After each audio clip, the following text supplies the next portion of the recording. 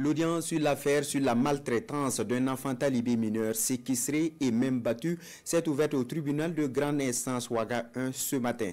Le prévenu, un maître coranique, est poursuivi pour séquestration, coups et d'actes de violence sur la personne du mineur.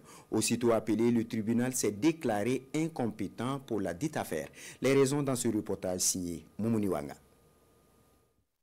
À la barre ce jour au tribunal de grande instance Ouaga 1, Amidou Amadou, maître coranique de son état, il est poursuivi pour séquestration et violence sur la personne d'un mineur.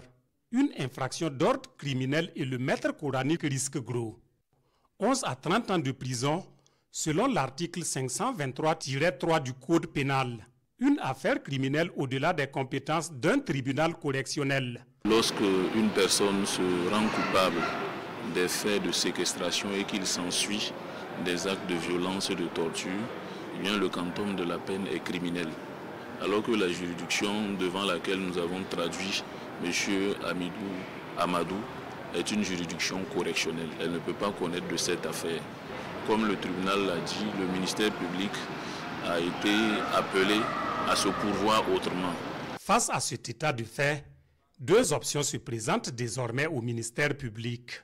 Soit nous décidons de saisir la chambre criminelle pour qu'elle puisse connaître de l'affaire, ou bien l'autre possibilité, c'est de procéder à une correctionnalisation pour saisir à nouveau le tribunal correctionnel. Tout dépendra en fait de l'option que le ministère public fera.